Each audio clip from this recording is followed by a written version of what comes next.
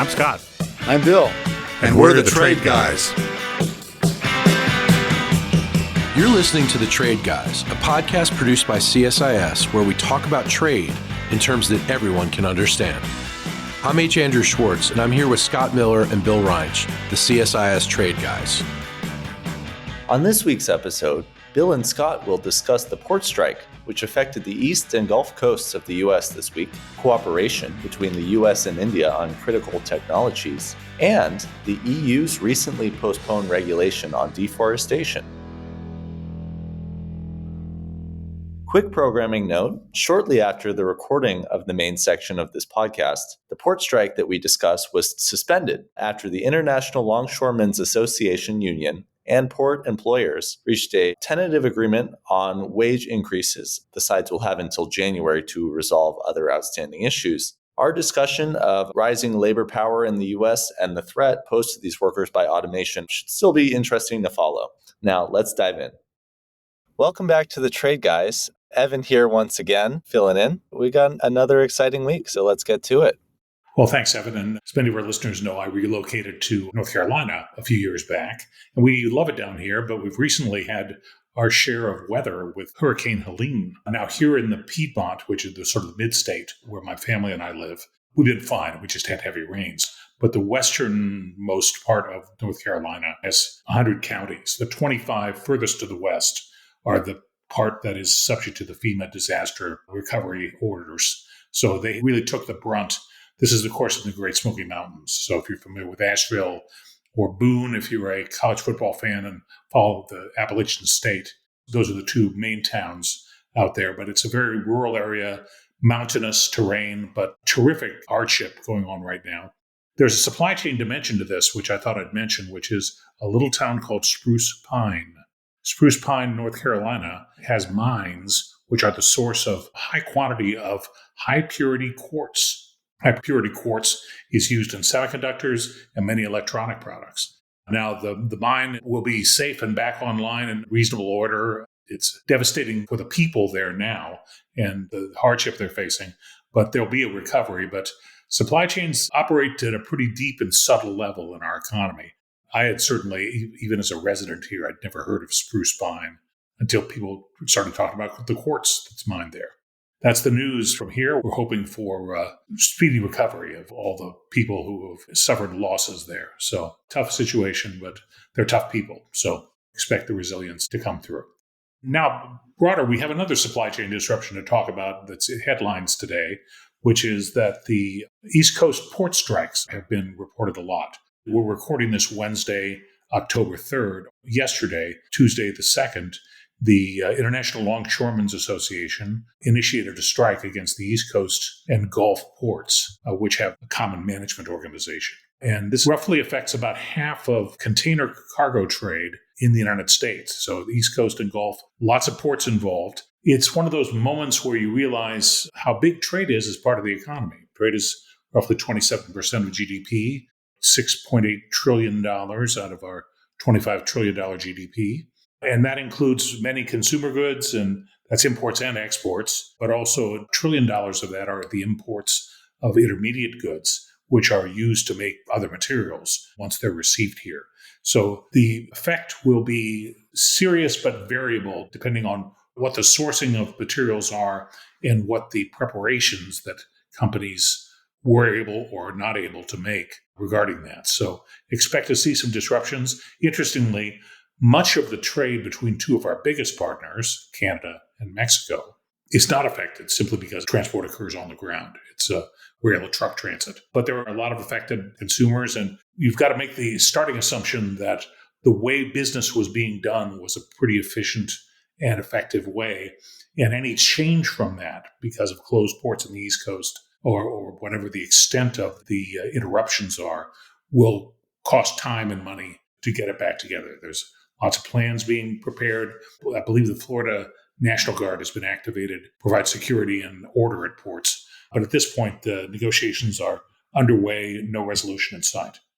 Yeah, to put a more detailed point on some of that, if you care about bananas, blueberries, mangoes, fresh produce, you may have something to worry about in a week or so because most of them, I think 75% of our bananas, and we don't grow a lot of bananas in the United States, or at least not in the lower 48, come in via the ports that have been closed because of the strike. And it's fresh produce, so it comes in daily, and it's not the kind of thing that you can store. I think the current estimate is, first of all, a lot of people, particularly big companies, saw this coming. I mean, they knew the contract expired and they took preemptive steps to build up inventories. Over the summer, people noticed that there was a rise in imports into various ports beginning in May. There's a lot of warehouses that are full. And on the non-perishable stuff, you probably won't notice anything for a couple of weeks until supplies start to get used up, and then people may discover shortages. But in the perishable area, which is fruit, bananas, blueberries, mangoes, but also things like coffee, a lot of which comes from South America or Central America up into the ports in question, cocoa, which comes usually from Africa, that's going to suffer. And you may notice that sooner rather than later. At the same time, some of the effect will be mitigated partly by, as I said, preemptive storage. Other parts will be mitigated by some people switching to air freight. Now, if you're importing something big and heavy, you probably don't do that. So automobile imports are not going to come by airplane. And I don't think bananas will either, but other things might. And then I think you can also see some trade diversion. Shipments that had come from Asia and were destined for the East Coast and went through the Panama Canal, for example, which has its own problems because of drought, water levels are down, which has slowed passages there. But if that was the plan, I think those ships now will just be diverted to probably LA or Long Beach because that's a different contract. That's a different arrangement. They're not on strike. So I think you're going to see trade diversion to the West Coast, fresh fruit coming up from Chile. If it had been going to Gulf ports through the canal, it'll probably go straight to the West Coast. That's all going to raise prices. Each of those things is going to raise prices. Air freight is more expensive. If it gets to a West Coast port and is destined for New York, Philadelphia, Washington, wherever, Pittsburgh, then it's got to go cross-country by rail or truck. That's going to add costs. So you can expect a bump to inflation if the strike goes on for any period of time. Depending on how long the strike is, you can expect a fairly lengthy recovery period. People estimate that for every day of the strike, it takes, I think, 2 or 3 days for the supply chain mechanism to recover. So if you're thinking about a strike that may last for several weeks or multiple weeks, you can see that it's going to take a while, perhaps even into the holidays, for things to go back to normal. The other thing I'd say, taking a step back and looking at sort of the bigger picture here, this is kind of an interesting development that I think validates or helps validate something that I've been ranting about for the last year or so. If you look at the history of labor management relations in the United States, and if you look at the history of government support for labor in the United States, at least over the last 100 years, it tends to go in 40-year cycles. So in the 30s, the 1930s, when companies were in bad shape and ill repute because of the stock market crash and because of the Depression and because of a union-friendly president, Franklin Roosevelt, unions gained a lot of power and a lot of influence. When Ronald Reagan came in the 80s, actually in 80, 81, the pendulum shifted the other way. And he was not a union-friendly president. Power shifted more to management and deregulation, which often means letting companies do whatever they want. And I think what we see now is the pendulum is shifting back. We have somebody who proudly proclaims him to be the most pro-union president since FDR, and I think he's telling the truth about that. We also have sort of macroeconomic differences. We have worker shortages here. The Schultz Chair is going to have a paper coming out fairly soon, but the birth rate is down. We have shortages not just in high-tech areas, but pretty much across the board. That creates situations where workers have more power. The wages are going to go up. It's a normal supply and demand situation. When supply is down of labor, the price of labor is going to go up. So I think you're going to see more of that. And because historically it's been a 40-year cycle, this is not a temporary thing. I think you're going to see labor much more in the driver's seat for some time to come. And we've seen it already in the growing number of strikes and the growing number of settlements, like in the automobile case, post-strike, that produce really significant gains for the workers. The workers will say this is long overdue. Management will say it's going to cost everybody money because we're going to pass it all on to the consumers. You all get to decide which side you're on, if any. But I think the thing to keep in mind long term is it's a fact of life. I think the pendulum has swung back to the labor end, and that's where we're going to be for the foreseeable future.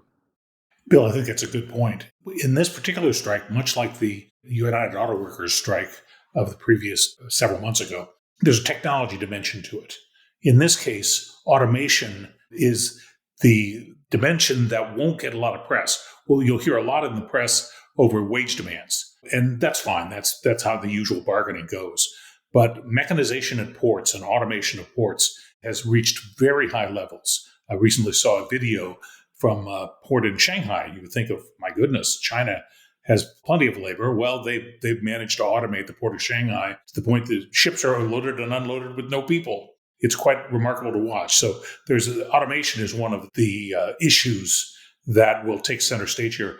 Much the similar technology analog in the auto negotiations were the fact that electric vehicles are simpler, fewer parts and fewer assembly steps than internal combustion vehicles. And so while the United Auto Workers was successful at gaining wage gains, the future for total employment of the industry is probably lower with electric vehicles than with conventional.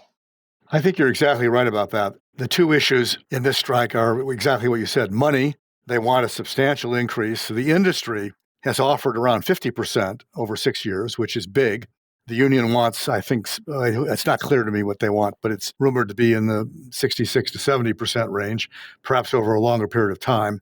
But it's also a technology issue. And here I think the union is in a much more difficult position because essentially what they're arguing is don't put in new technology because we want to keep our jobs. And the argument is not presented that way. The argument is you need to have humans in the process for safety and reliability reasons to make sure everything goes right. There may be something to that, but at bottom, this is really a union saying focused on self-preservation. We want to keep the jobs that we've got. And the fact that in order to do that, we have to make a less efficient process and a process that ultimately will cost more if you don't replace us with machines is not something that they like to talk about.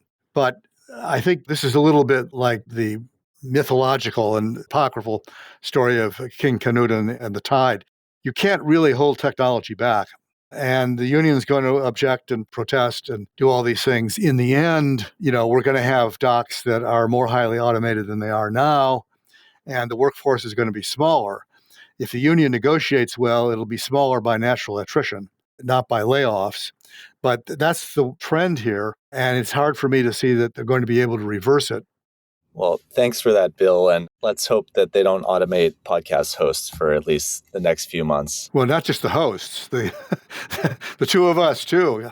I mean, that's an AI issue though, Evan. Can you're going to have AI Bill and AI Scott in the future, and the two of us will be back. Scott will be back in the Piedmont picking apples or doing whatever you do in the Piedmont. And I'll be in my rocking chair looking out in the window, watching the corn grow. That doesn't sound so bad. Well, we'll have... I'll let you know when we get there.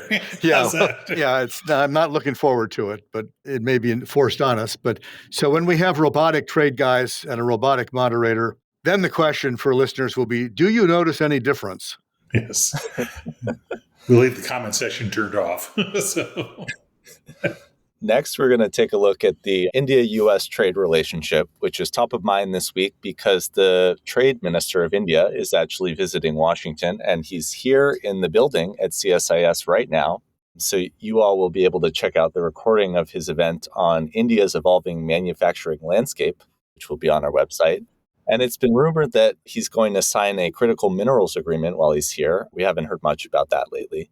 And there's also been news of U.S. cooperation on a new semiconductor fab being constructed in India. So guys, are these steps a big deal, a small deal, or no real deal at all?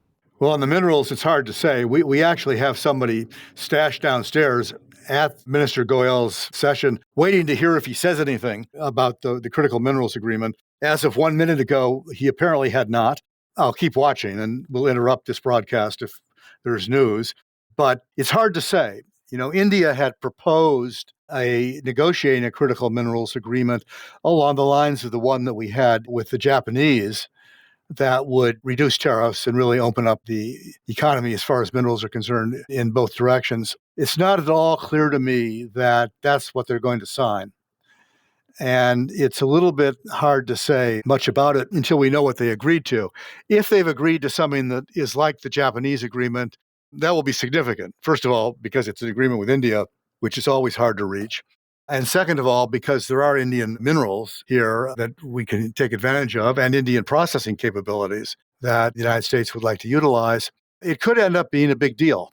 So we'll have to see about that. If it is just an agreement in which we agree to have more conversations about cooperating, that's sort of a meh kind of thing. And we'll have to see what that amounts to in the future. So stay tuned for that.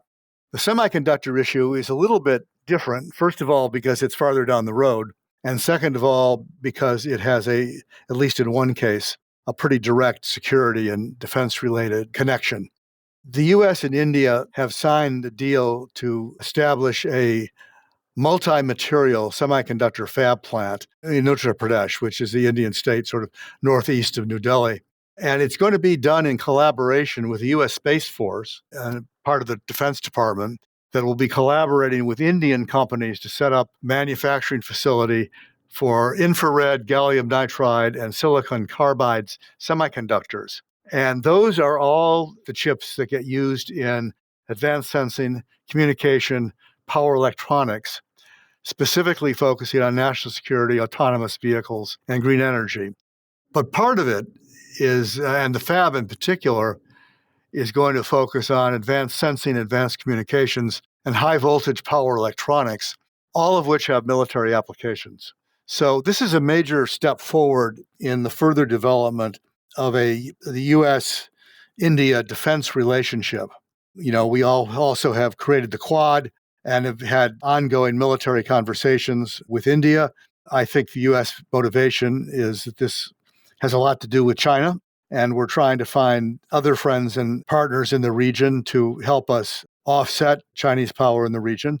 India has its own much more direct problems with China. They fought a border war with China in the past, and they continue to fight border skirmishes with China in their far northeast. The relationship is difficult, to say the least, and they currently have an interest in forming a closer relationship with a large defense power like the United States, particularly when one of their previous partners, Russia, has allied itself so closely with China. So there's a lot of geopolitics going on that drive U.S. and India towards more defense-related cooperation, which means for the Indians more sharing of technology, which is what this is about. This particular fab structure is about.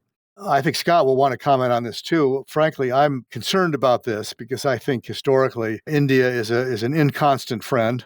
They've not been a friend for a very long time. They've been determinedly neutral from the 50s onward, and determinedly neutral in ways that have not really been very helpful to the United States in numerous cases.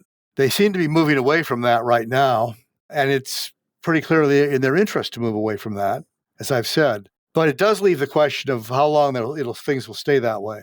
And if the geopolitical landscape changes, if their bilateral relationship with China changes, if Chinese government changes its leadership and decides to adopt, a less aggressive posture towards India, we might see a change in the relationship. Meanwhile, we'll have transferred a lot of technology. So I am a bit worried about that. Scott, you want to comment? Well, look, Bill, you're right. There are a lot of unknowns in this. I understand completely the rationale for high security fabrication facilities someplace other than Taiwan. If you've read Chip Wars or some of the recent books about the information technology industry and the production of IT chips, we're very concentrated in Taiwan. They have a lot of expertise in making them. They're a very sophisticated producer of it. So I understand why you wouldn't want to put yet more eggs in the Taiwan basket. But India doesn't come to mind as the most immediate alternative. It's never been a treaty ally of the United States. Bill's raised a number of ongoing questions just about geopolitical alignments. But I would add to that the question of the degree to which manufacturing know-how is transmittable at this point. That was the point Richard Baldwin made in The Great Convergence. You can become a manufacturer powerhouse based on information that's known by building the right networks and agreements. India has never done that. And as a result, the round of globalization that took place beginning about 1990 and ending 15, 20 years later, India was on the outside looking in. They stuck with import substitution. Their consumer goods, while they found sales within India, were not competitive in the world market. And so they didn't have a big export business. It didn't seem a priority for them. As a result, you tend to fall behind when you're serving only a domestic market. I remember talking to somebody who was planning to buy a motorbike, which is a common mode of transportation in India.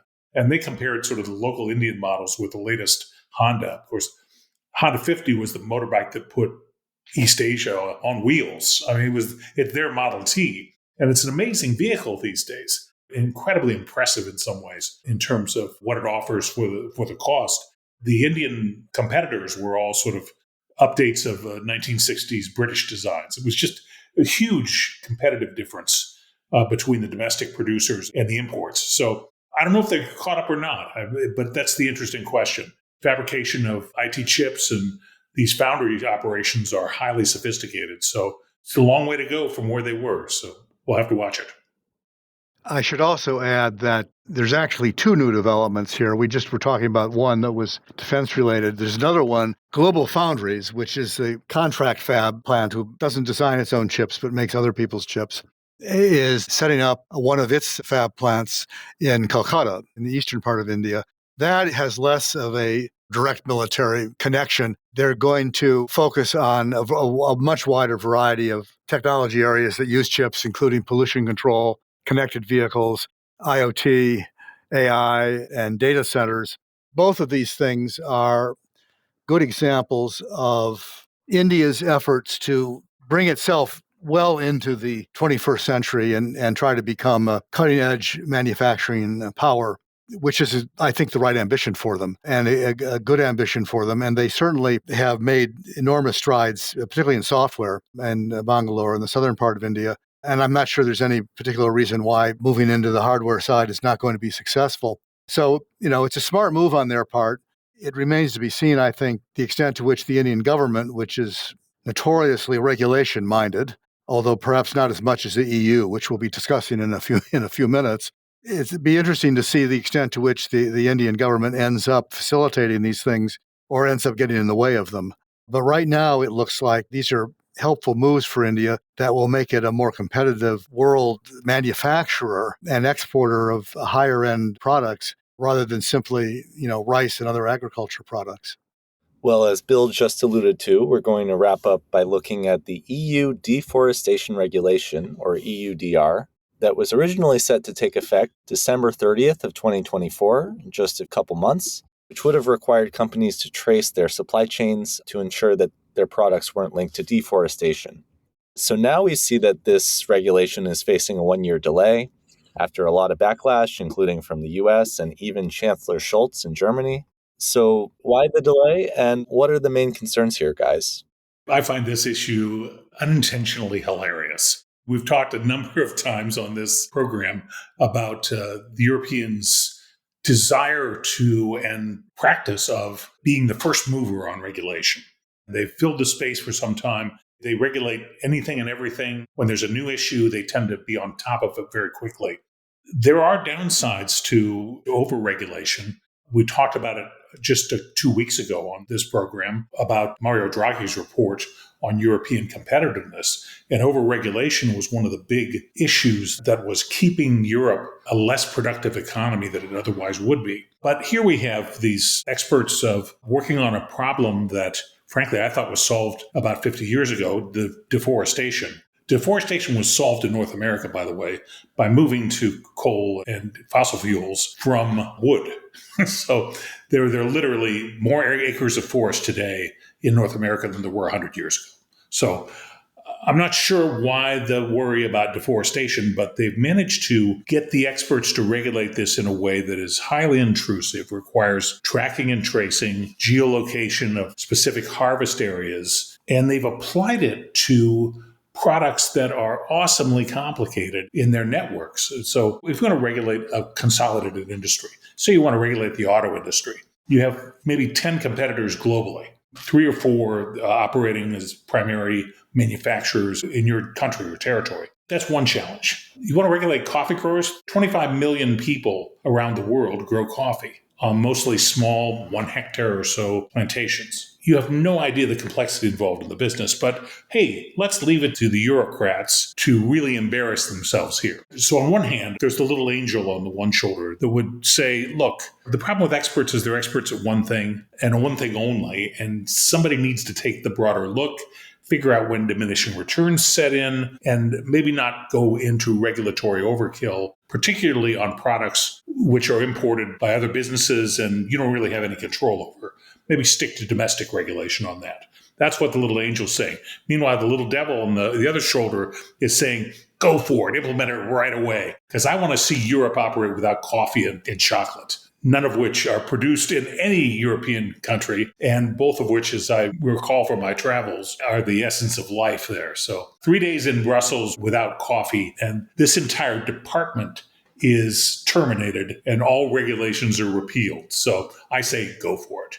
Well, this is a serious issue, but I agree with Scott. It's really hard to discuss it with a straight face. But before I do, or attempt to, I promised you an update from downstairs, and there is one. The minister indicated the U.S. and India signed a memorandum of understanding on critical minerals today in his meeting with Secretary Raimondo. So first of all, MOU, not agreement, which suggests something less than what we have with Japan. Second, the explanation for it seems to be the following. The U.S. and India are looking at third country engagement. Other countries could be sources of capital, technology, critical minerals, or markets. They're looking into dimensions of rapid collaboration together with other parts of the world. India recognizes the potential in Chile for lithium reserves. Latin America and Africa are also markets for India, and that India and the U.S. are looking at. So this message really suggests that this is an agreement where we're going to be cooperating in third countries more than we're going to be lowering tariffs or doing other things with each other.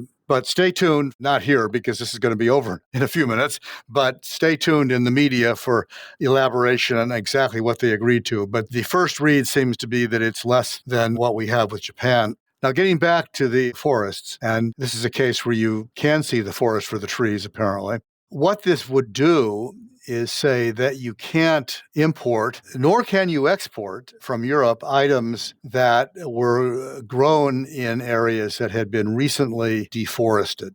Recently deforested means after the end of 2020. And the particular identified commodities are cattle, cocoa, coffee, palm oil, rubber, soybeans, and wood. And what you have to do if you are going to comply with this regulation, basically, it's a little bit like the Uyghur Forced Labor Prevention Act. You have to follow your supply chain back to its point of origin and determine that none of the stuff that you're talking about was grown on an area that was the product of deforestation. I think there's a lot of people that are upset about it. Most obviously, the people that make palm oil, which is probably going to be the biggest victim because palm oil plantations involve a lot of deforestation. And Indonesia has been objecting because they're a major palm oil exporter. And they have rules, basically privacy rules, that really prevent their companies from sharing the kind of information that they would be required to share for importers that are trying to do the proper due diligence on palm oil supply chains that the reg would require. There are also farmers in Europe because, cattle is not unknown in Europe. Soybeans are not unknown in Europe. And this applies to exports as well as imports. So there are European farmers that are also upset about this. Environmental groups, of course, think this is a wonderful thing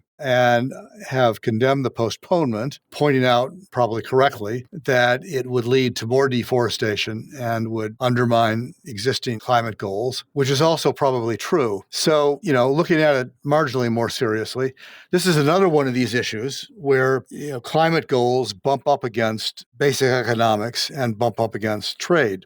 If you want to accelerate the transition to lower GHG emissions, greenhouse gas emissions, and you want to decarbonize, doing things like this helps. On the other hand, and Scott alluded to this, there are costs. It'll put people out of business, particularly smaller farms and smaller production entities that may not even know about the rule and in all probability are not equipped to comply with it. It'll help make bigger agribusinesses bigger, which may not be what the EU wants. If you look at their crusade against big tech, they have not yet gone against, big farmers, but it would conflict with that. It'll be inflationary, because doing the necessary due diligence and figuring out supply chains, which, they're simpler than semiconductor supply chains, but they're not always simpler, because this is going to apply to products that embody or include the commodities that I've listed.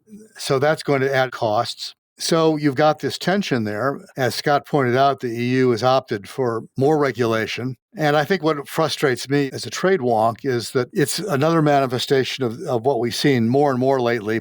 There's a social problem here, or there's an environmental problem here, there's a human rights problem here. Let's solve it with a trade action. And we are loading more and more things into trade regulation and trade agreements, which leaves me not surprised that you've got institutions like the WTO in bad shape, because we are asking other countries to take on, regulatory responsibilities and due diligence responsibilities that go way beyond what they are financially capable of, regulatorily capable of, and far beyond what their culture is going to welcome.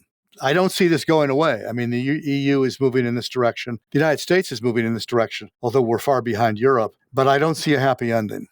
Now, you're probably right, Bill. And even if they continue on this track, you would hope for the competence to at least make regulations that can be complied with. When I read this material, I thought about my previous business career. We sourced rayon from Europe, all right, Germany, in fact. Rayon is made of wood pulp, and I defy you to geolocate the source of the molecules of cellulose that get soaked in water and formed into wood pulp. This is just ridiculous at some level, and there's no de minimis. There's no knowing standard. It looks like the junior varsity is involved here, and it's like if you're going to try to affect people's livelihoods around the globe, at least get the A-team working on it. Don't let the kids release these regs. I don't know quite how to respond to that. I'll leave it to Evan. I'm just going to say that's a good place to end. So thank you, Bill. Thank you, Scott. Thanks to our intern, Rena, for breaking the news on the Indian Critical Minerals MOU. We are still a podcast made entirely by real-life humans, at least for now, and we'll see you next week.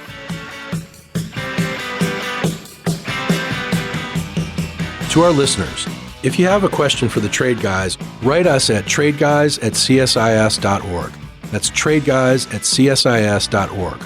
We'll read some of your emails and have the Trade Guys react to it.